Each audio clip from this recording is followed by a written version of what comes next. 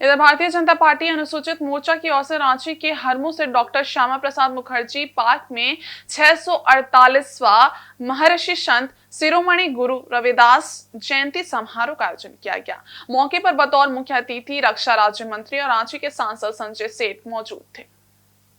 इस मौके पर पार्टी के कार्यकारी अध्यक्ष रविंद्र राय, धनबाद के सांसद ढुल्लू महतो, राज्यसभा सांसद आदित्य साहू और पूर्व विधायक अमर कुमार बावरी समेत पार्टी के कई वरिष्ठ नेता और कार्यकर्ता मौजूद रहे।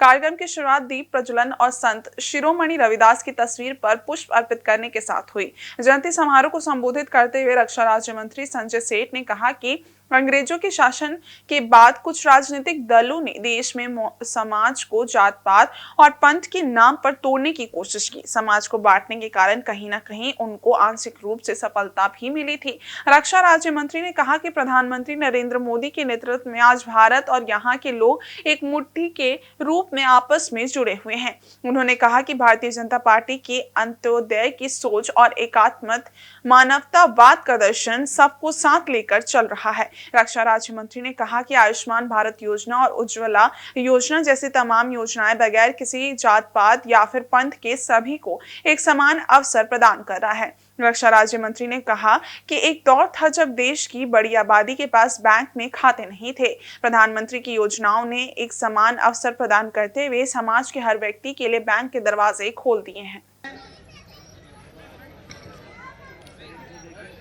परेश दास जी से आग्रह करता हूं कि वो आए और मुकेश गौरी जी वाल्मीकि समाज के अध्यक्ष।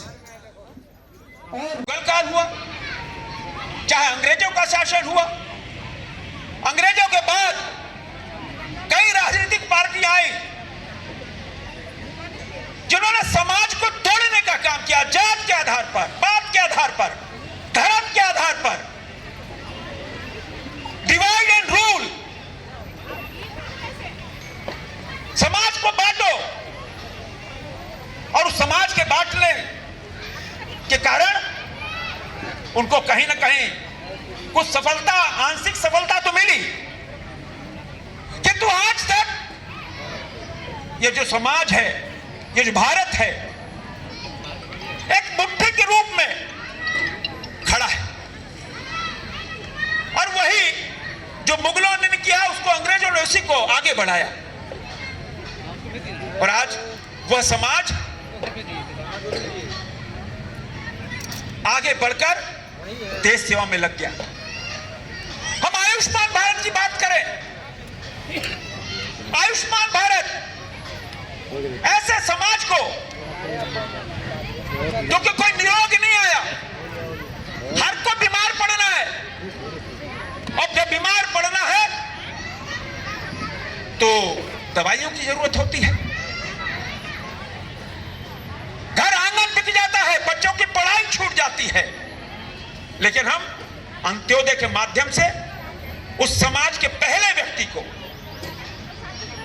अंत्योदय के माध्यम से समाज के पहले व्यक्ति को आयुष्मान भारत के रूप में 5 लाख रुपए का स्वास्थ्य बीमा, किसी ने कल्पना नहीं की थी।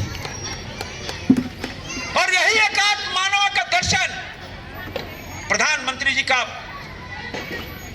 जो कहते हैं बैकबोन है, और उसी के माध्यम से आज करोड़ों लोगों को आयुष्मान भारत